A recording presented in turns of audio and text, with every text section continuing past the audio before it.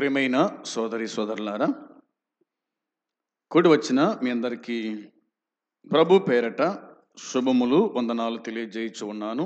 అందరికి వందనాలు. పౌలు ఎఫెసీయులకు రాసిన పత్రిక 4వ అధ్యాయము 30వ వచనము మనము చదువుకొని ధ్యానం చేద్దాం. ఈ 30వ వచనం మీద కొన్ని అంశాలుగా మనం ధ్యానం చేస్తూ వస్తున్నాం.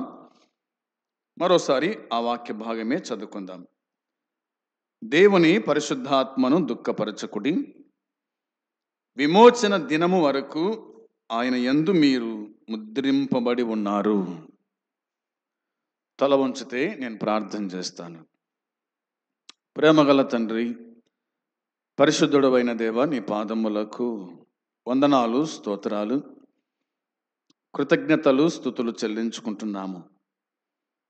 కనికర సంపన్నుడవు, కృప చూపే దేవుడవు, నిన్న నేడు ఏకరీతిగా ఉండి కాపాడుచున్న మా పరలోకపు తండ్రివి, నీకు వందనాలు తండ్రి, స్తోత్రాలు. ఈ దినమందు, ఈ సమయమందు కూడా నీ సన్నిధికి మమ్మల్ని నడిపించినందుకై స్తోత్రాలు. మాకిచ్చిన ఆరోగ్యం, మాకిచ్చిన ఆయుష్ కళను బట్టి నిన్ను స్తుతిస్తూ ఉన్నాను, నీకు స్తోత్రం చెల్లించుకుంటున్నాను. ఈ నూతనమైన దినములో నీ వాక్యములను కొన్ని మాటలు మేము చదివి ధ్యానం చేస్తూ ఉండగా నీ కృప దయచేయండి. నీ ఆత్మ చేత మమ్మల్ని బలపరిచి స్థిరపరచండి. పాపికి రక్షణ కలిగించే మాటలు, విశ్వాసకి ఆదరణ కలిగించే మాటలు, జీవితాలను సరిచేసుకునే మాటలు ఈ దీనదాసుల నుంచి మీరు మాట్లాడి మహిమను పొందుమని మీకు అప్పగించుకుంటూ మా ప్రభు అయిన యేసుక్రీస్తు నామంలో అడుగుచున్నాము తండ్రి, ఆమేన్. ఈ వచ్చిన భాగాలలో రాయబడిన మాట మనము ధ్యానం చేస్తూ వస్తూ ఉన్నాం. దేవుని పరిశుద్ధాత్మను దుఃఖపరచకుడి. మన ప్రభు అయిన యేసుక్రీస్తు కూడా ఆయా సందర్భాల్లో ఆయన దుఃఖపడినాడు అని మనము వింటూ వచ్చినాం. విశ్వాసులో నివసించే పరిశుద్ధాత్మ దేవుడు కూడా విపరీతమైన దుఃఖానికి లోను కాగల ఒక వ్యక్తిగా మనం చూచాము. ఒక విశ్వాసి పరిశుద్ధాత్మ సన్నిధిని సర్వాన్ని నడిపించును. దేవుని యొక్క పరిశుద్ధాత్మను మనము దుఃఖపరచకూడదు. ఆయన సన్నిధి మనం నిర్లక్ష్యం చేస్తే, ఆయన స్వరాన్ని మనం నిర్లక్ష్యం చేస్తే, దేవుడు అనగా పరిశుద్ధాత్మ దేవుడు దుఃఖపడతాడు, దుఃఖపరిచిన వారం అవుతాము అని విన్నాం. ఈ దినమందు పరిశుద్ధాత్మను దుఃఖపరచడం పరిశుద్ధాత్మను అడ్డగించడానికి దారి తీస్తూ ఉంది. పరిశుద్ధాత్మను దుఃఖపరిస్తే పరిశుద్ధాత్మను అడ్డగించడానికి దారితీస్తూ ఉంది. అడ్డగించడానికి దారితీస్తూ ఉంది. అపోస్తుల కార్యముల గ్రంథము 7వ అధ్యాయము 51వ వచనం మనం చూద్దాం. 7వ అధ్యాయము 51వ వచనాన్ని చూడండి. ముస్కర్లారా, హృదయములను చెవులను దేవుని వాక్యమునకు లోబరచనొల్లని వారులారా, మీ పితరుల వలె మీరును ఎల్లప్పుడూ పరిశుద్ధాత్మను ఎదిరించుచున్నారు అన్నాడు. ఇక్కడ స్టెఫెన్ అనేటువంటి ఒక పరిచారకుడు మాట్లాడుతూ ఉన్నాడు. ఈ మాటలు మాట్లాడిన వాడు స్టెఫెన్ అని వాక్యం చెబుతూ ఉంది. అవునా? స్టెఫెన్ పరిచారకుడు, భోజనం వడ్డించేవాడు. అయితే దేవుని మహాకృపను బట్టి 6వ అధ్యాయంలో కృపతో శక్తితో నింపబడినవాడు. స్టెఫెన్ కృపతోనూ శక్తితోనూ నిండినటువంటి వాడు. ఇతడు మహత్కార్యాలు చేశాడు, గొప్ప సూచక్రియలు చేసినాడు. ప్రజల మధ్య మహత్కార్యాలు చేశాడంట, గొప్ప సూచక్రియలు చేశాడంట. 6:8 మనం చూస్తాం. ఇక 10వ వచనం చూస్తే కనుక అతడు మాట్లాడినట్లు ఎవడు కూడా మాట్లాడలేదంట. అంటే మాటల యందు అతడు అగపరిచిన జ్ఞానమును, అతన్ని ప్రేరేపించిన ఆత్మను వారు ఎదిరింపలేకపోయి అన్నమాట కనిపిస్తుంది. ఈ స్టెఫెన్ అనేటువంటి ఈ వ్యక్తి మరి అబ్రహాము మొదలుకొని ఎంతమంది అయితే పాత నిబంధన భక్తులు ఉన్నారో వారందరి వరకు, అనగా నజరేయుడైన యేసుక్రీస్తు వరకు కూడా అన్ని సంగతులు వరుసగా చెప్పుకుంటూ వచ్చినాడు. కూడి వచ్చిన వారితో మాట్లాడుతూ వచ్చినాడు. కాబట్టి కొంతమంది అతన్ని ఎదిరించారు, అతని మీద అబద్ధ సాక్ష్యం పలికినారు, కానీ ఏమాత్రం చెల్లలేదు. అయితే కూడి వచ్చిన వాళ్ళు కొంతమంది అతని ముఖము తేరి చూడగా ఎలా కనిపించిందంత? దేవదూత ముఖమలే వారికి కనిపించిందంట స్టెఫెన్ యొక్క ముఖం. దేవుని కలిగిన వాడు దేవుని సారూప్యములోకి మార్చబడతాడు. ఆత్మను కలిగిన వాడు ఆత్మ సంగతులే మాట్లాడగలుగుతాడు. 7వ అధ్యాయంలో వాదన జరిగినట్టుగా మనం చూస్తాం. ఏదేమైనా వాక్యం చెప్తున్న మాట ఏమిటంటే, వారు వినని కారణాన్ని బట్టి, వారు ప్రభు యొక్క సన్నిధిలో నడుచుకునే విధానాన్ని బట్టి ఇట్లా మాట్లాడినాడు స్టెఫెన్. ముస్కరులారా, హృదయములను చెవులను దేవుని వాక్యమునకు లోబర్చనులని వారులారా అని అన్నాడు. ముస్కర్లు, అవునా? ముస్కర్లు అంట. హృదయమును చెవులను దేవుని వాక్యమునకు లోబర్చనులని వారు. దేవుడు అన్నాడు, మోసే, ఈ ప్రజలు నా వాక్యమునకు లోబడరు, నా మాట వినరు, లోబడనులని ప్రజలు అన్నాడనమాట. ఈ ప్రజలు, ఈ ఇశ్రాయేలీలు లోబడనులని ప్రజలు. లోబడరు, తిరస్కరిస్తారు, దేవుడు ఎక్కడున్నాడు అంటారు, దేవుడుంటే ఇలాగేం జరుగుతుంది అంటారు. అందుకని వారికి ఒక పేరు, ముస్కర్లారా.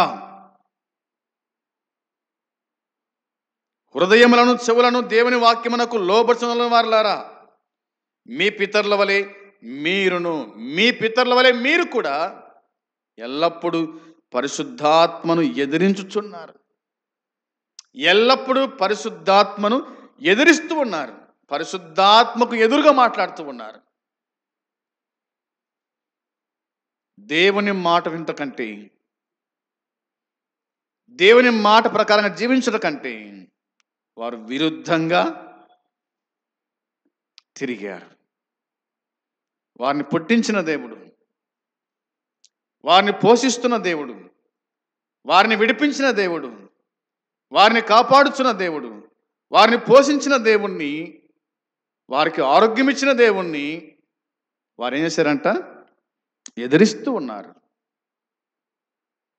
ఎదిరిస్తూ ఉన్నారు, ఎదురు మాట్లాడుతూ ఉన్నారు.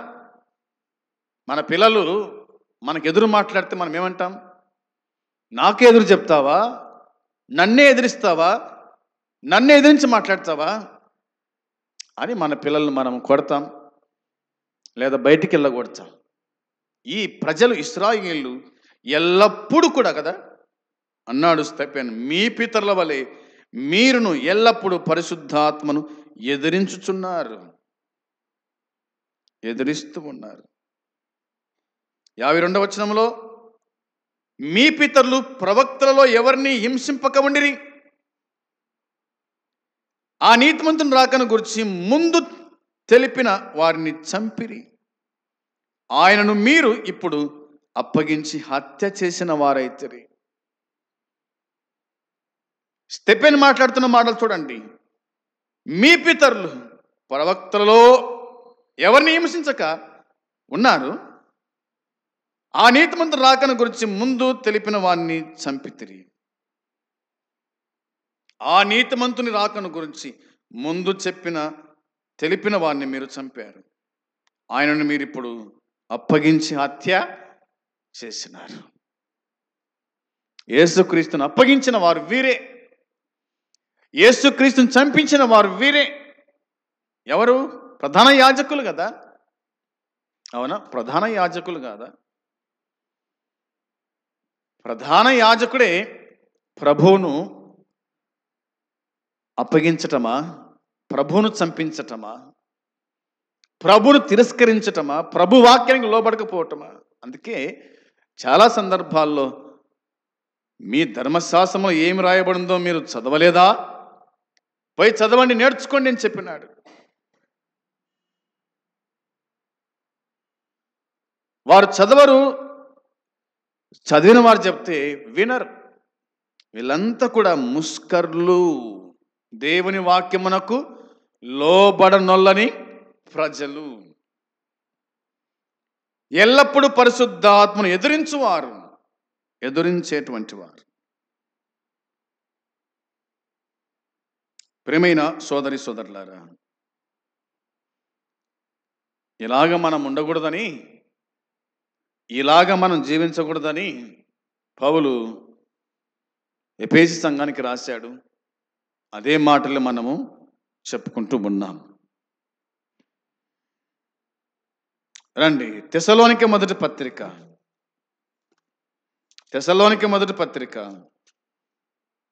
5వ అధ్యాయము 19వ వచనం. ఆత్మను ఆర్పకుడి, ప్రవచించుటకు నిర్లక్ష్యము చేయకుడి, సమస్తమును పరీక్షించి మేలైన దానిని చేపట్టుడి అనే మాట కనిపిస్తుంది. ఇక్కడ ఆత్మను ఆర్పకుడి అనే మాట ఉంది. ఆత్మను ఆర్పకుడి. దీపము ఆరిపోతే ఇండ్లంతా ఏమవుతుంది? దీపము ఆరిపోతే ఇండ్లంతా ఏమవుతుంది? చీకటి అవుతూ ఉంది. మనలోని ఆత్మ వెళ్ళిపోతే మనం ఏమవుతాము? చచ్చిపోతాం, పడిపోతాం అంతే. కళ్ళుండి చూడలేం, నోరుండి మాట్లాడలేం, చెవులుండి వినలేం. అవునా? అందుకే ఆత్మను ఆర్పకుడి, పరిశుద్ధాత్మను ఆర్పకండి. పరిశుద్ధాత్మ దేవుడు మాట్లాడుతుండగా మనం పట్టించుకోం. మన పని మనదే, మన దావ మనదే.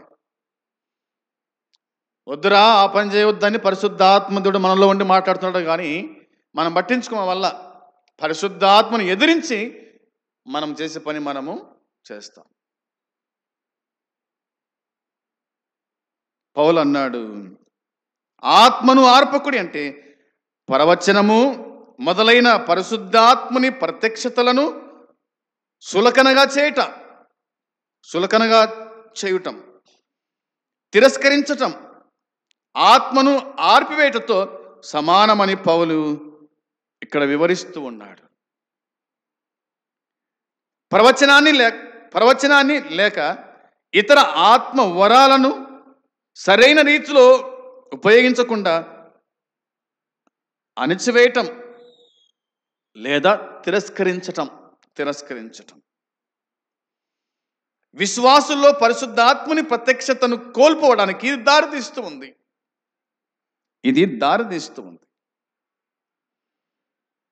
కాబట్టి పరిశుద్ధాత్మను లేదా ఆత్మను ఆర్పకండి.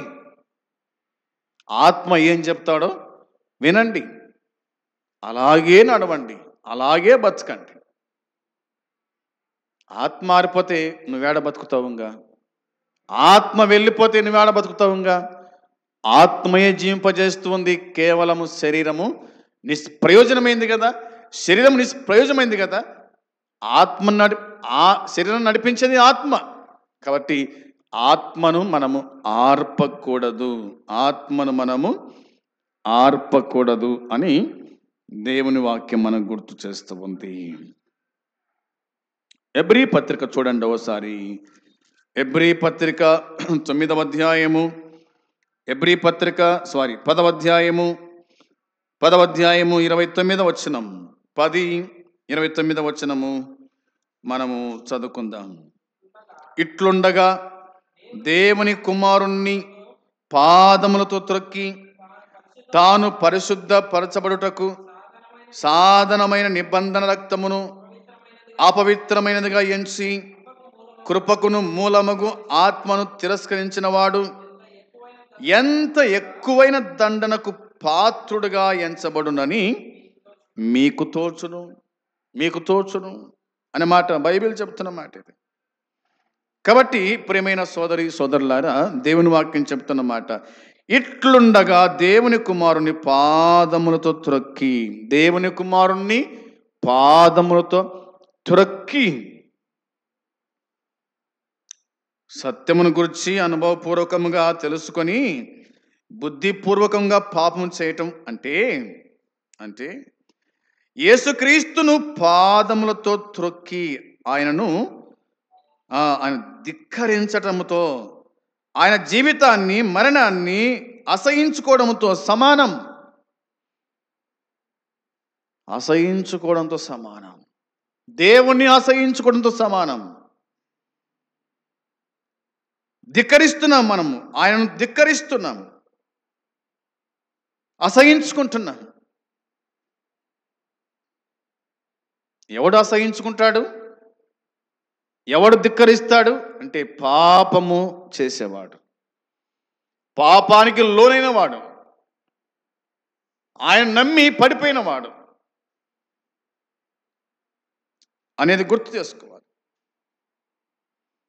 ప్రియమైన సోదరి సోదరులారా, ఒకటేంటంటే యేసుక్రీస్తును పాదములతో త్రొక్కి ఆయనను ధిక్కరించడంతో, ఆయన జీవితాన్ని మరణాన్ని అసహించుకోవడంతో సమానం. రెండవదిగా వాక్యం చెబుతున్న మాట, క్రీస్తు రక్తం మన నమ్మకత్వానికి అయోగ్యమైనదిగా ఎంచడం వంటిది. మూడవదిగా మన హృదయాలలోనికి దేవుని సమాధానాన్ని ప్రవేశపెట్టిన పరిశుద్ధాత్మపై తిరుగుబాటు చేయడం వంటిది. అందుకే జాగ్రత్త, మీలోనున్న పరిశుద్ధాత్మను దుఃఖపరచకుడి. అవునా? పరిశుద్ధాత్మను దుఃఖపరచడం పరిశుద్ధాత్మను అడ్డగించేదానికి దారితీస్తూ ఉంది. అందుకోసమే మనం పరిశుద్ధాత్మ దుఃఖపరచకుండా, పరిశుద్ధాత్మను అడ్డగించకుండా ఉండాలని దేవుని వాక్యం చెబుతూ ఉంది. ప్రభువైన యేసుక్రీస్తు మాటల్లో కొన్ని చూద్దాం. మత్తయి సువార్త 12వ అధ్యాయం 31వ వచనం. మత్తయి సువార్త 12వ అధ్యాయము 31వ వచనం చూడాలి. కాబట్టి నేను మీతో చెప్పున్నది ఏమనగా, మనుషులు చేయు ప్రతి పాపమును దూషణయు వారికి క్షమింపబడును గాని ఆత్మ విషయమైన దూషణకు పాపక్షమాపణ లేదు. యేసుక్రీస్తు మాట్లాడుతూ పలికిన మాట. కాబట్టి నేను మీతో చెప్పున్నది ఏమనగా అన్నాడు. నేను మీతో చెప్పున్నది ఏమనగా ఏం చెప్పినాడు ఆయన?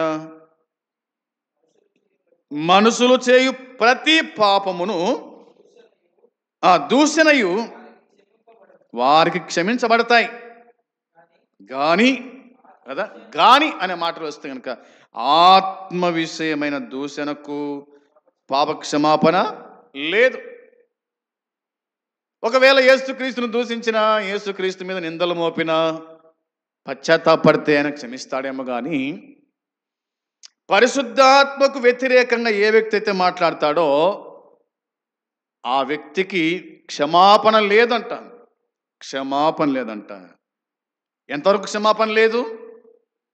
చూడండి, చదువుకుందాం. 32వ వచనంలో రాయబడిన మాట, మనుష్య కుమారునికి విరోధంగా మాట్లాడిన వానికి పాపక్షమాపణ కలదు గాని పరిశుద్ధాత్మకు విరోధంగా మాట్లాడు వానికి ఈ యుగమందైనను రాబో యుగమందైనను పాపక్షమాపణ లేదు. పాపక్షమాపణ లేదు. మనుష్య కుమారునికి విరుద్ధంగా మాట్లాడిన వానికి క్షమాపణ కలదు. యేసుక్రీస్తుకు విరుద్ధంగా మాట్లాడితే క్షమాపణ ఉంది, కానీ పరిశుద్ధాత్మకు విరోధముగా మాట్లాడు వానికి ఈ యుగమందైనను రాబో యుగమందైనను క్షమాపణ లేదు. క్షమాపణ లేదు. పరిశుద్ధాత్మకు వ్యతిరేకంగా దూషించటం అంటే పరిశుద్ధాత్మ క్రీస్తుని గురించి ఇచ్చే సాక్ష్యాన్ని, ఆయన వాక్యాన్ని పాపము అని, తప్పు అని చెబుతూ ఆయన పనిని కావాలని తిరస్కరించడమే అవుతూ ఉంది.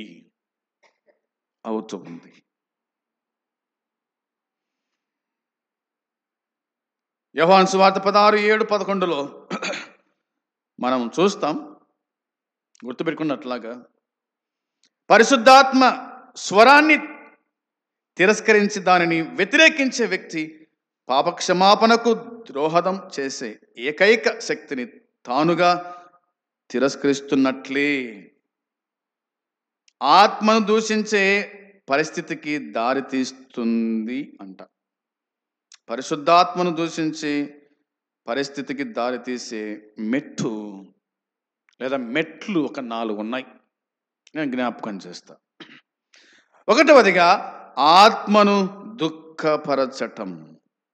ఆత్మను దుఃఖపరచటం మనం చదువుకున్నాం ఎఫెసీ పత్రిక 4:30లో. ఆత్మను దుఃఖపరచటం.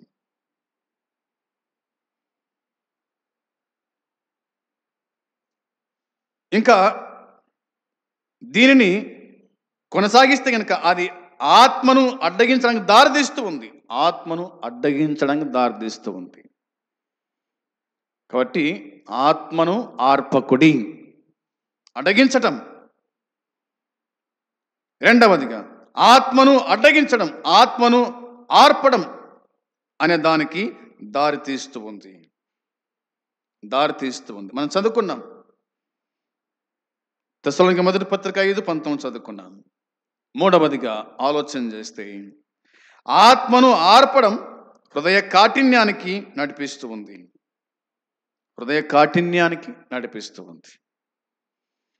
ఎబ్రీ పత్రిక 3:8 చూడాలి. ఎబ్రీ పత్రిక 3వ అధ్యాయము 8వ వచనం. వినిన ఎడల కోపం పుట్టించినప్పటి వలె మీ హృదయములను కాఠిన్యపరచుకొనకుడి. చదవండి. 40 సంవత్సరములు నా కార్యములను చూసి మీ పితరులు నన్ను పరీక్షించి శోధించిరి. కావున నేను ఆ తరము వారి వలన విసికి మీరెల్లప్పుడూ తమ హృదయాలోచనలో తప్పిపోచున్నారు, నా మార్గమును తెలుసుకొనలేదు గనుక నేను కోపముతో ప్రమాణము చేసినట్లు వారు నా విశ్రాంతిలో ప్రవేశింపరని చెప్పి తిని.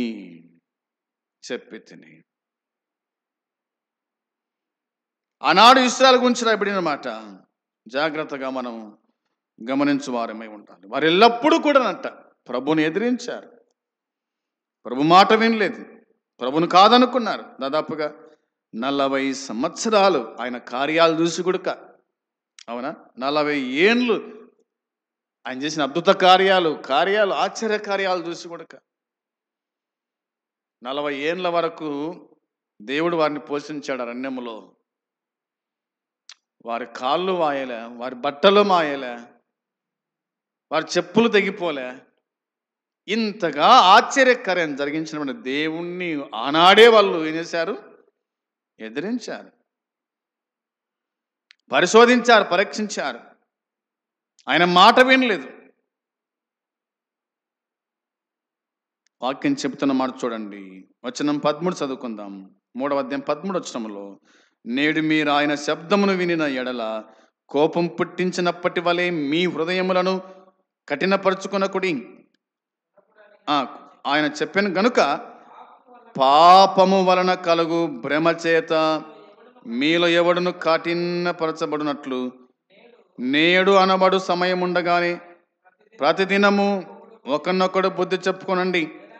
ఏలైనగా మొదటి నుండి మనకున్న దృఢ విశ్వాసము అంతం మట్టుకు గట్టిగా చేపట్టిన ఎడలనే క్రీస్తు పాలివారమై ఉందుము అని మాట్లాడబడింది. కాబట్టి హృదయ కాఠిన్యానికి నడిపిస్తూ ఉంది. ఇశ్రాయేలు 40 సంవత్సరాలు ప్రభు చేసిన కార్యం కదా, వారి హృదయ కాఠిన్యం, హృదయాలు కాఠిన్యమైపోయినాయి అంతే. ఇక 4వదిగా మనం ఆలోచన చేస్తే, హృదయ కాఠిన్యత మనస్సును దుర్నీతికి, మంచిని చెడును మంచిగా చెప్పేలా నడిపిస్తూ ఉంది. యెషయా గ్రంథము 5:20 చూడండి ఒకసారి. యెషయా గ్రంథం 5వ అధ్యాయము 20వ వచనములో మనము చూడగా, కీడు మేలనియు మేలు కీడనియు చెప్పుకొని చీకటి వెలుగనియు వెలుగు చీకటనియు ఎంచుకొని వానికి శ్రమ. చాలండి, చాలు. ఇక్కడ మనకు చాలా కనిపిస్తాయి. మరి ఇవన్నీ మనం ఆలోచన చేయగా, కీడు మేలనియు మేలు కీడనియు చెప్పుకొని చీకటి వెలుగనియు వెలుగు చీకటని ఎంచుకుని వానికి శ్రమ, అంతే. శ్రమ, వానికి శ్రమ అని బైబిల్ చెబుతూ ఉంది. వానికి శ్రమ అని బైబిల్ చెబుతూ ఉంది. రోమా 1:28 మనం చూస్తాం. రోమా 1వ అధ్యాయము 28వ వచనం. మరియు వారు తమ మనసులో దేవునికి చోటీయన్నొల్లకపోయిరు గనుక చేయరాని కార్యములు చేయుటకు దేవుడు భ్రష్ట మనసునకు వారిని అప్పగించెను అని ఉంది. దేనికి అప్పగిస్తాడుగా? పరిశుద్ధాత్మను దుఃఖపరచటం, పరిశుద్ధాత్మను అడ్డగించడానికి దారితీస్తున్న సంగతి మనం వింటున్నాం. ఇది ఆత్మను ఆర్పడానికి దారితీస్తున్న మనం వింటున్నాం. అయితే ఏం చేస్తుంది పరిస్థితి అంటే, వారు తమ మనస్సులో దేవునికి చోటియన్నొల్లకపోయిరి. ప్రియమైన వారులారా, నీ మనసులో దేవునికి చోటీకపోతే గనక చేయరాని కార్యములు చేయుటకు దేవుడు భ్రష్ట మనసుకు వారిని అప్పగిస్తాడు. నీ మనసులో దేవుని వాక్యం చోటివ్వండి. అలా చేయకపోతే మిమ్మల్ని భ్రష్టులను చేస్తాడు, భ్రష్ట మనసుకు అప్పగిస్తాడు. ఇంకా ఆ దేవుడు కూడా నిన్ను రక్షించాడు. అందుకోసమే పరిశుద్ధాత్మ విషయంలో జాగ్రత్తగా ఉండండి. పరిశుద్ధాత్ముడు ఏం చెబుతున్నాడో దాన్ని వినండి, ఆ ప్రకారంగా నడుచుకోండి. ఇవి ఈ ఎఫెసీ పత్రిక 4:30 రాయబడినటువంటి సంగతులు గమనించుదాం. మనమే ప్రభువునకు అప్పగించుకోవాలని మనవి చేస్తున్నాను. వాక్యం చెబుతుంది. ఆ విధంగా మనం చూస్తాం. చూడండి, రండి ఆ మాట చదువుకొని ముగిద్దాం.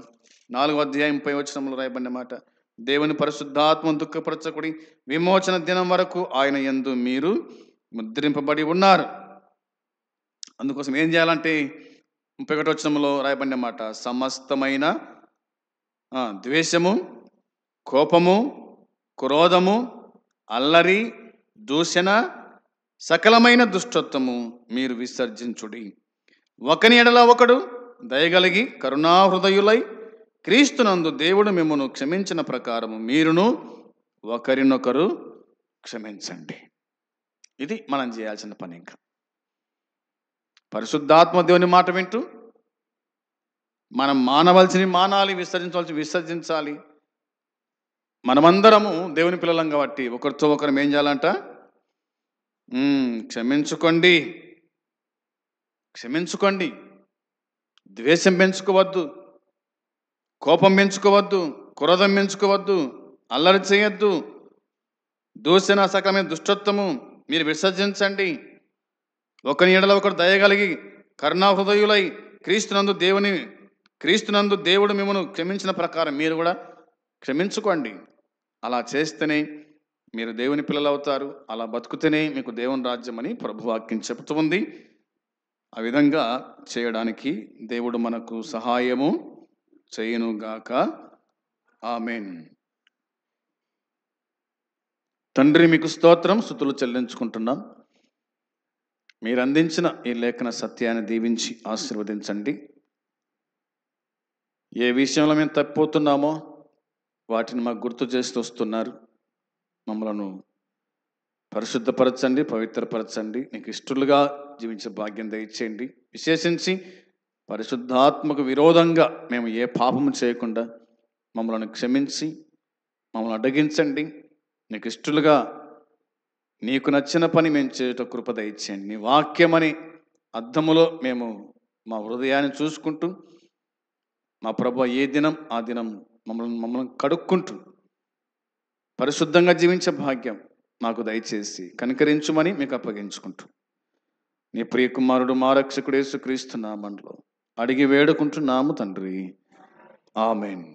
పరలోకమందున తండ్రి ప్రేమ, మన ప్రభు అయిన యేసుక్రీస్తు కృప, పరిశుద్ధాత్మ సన్నిధి సహవాసము కూడి వచ్చిన మనకు సకల పరిశుద్ధులకు ఇప్పుడు ఎల్లప్పుడు సదాకాలము తోడై ఉండును గాక. ఆమేన్. అందరికీ వందనాలు.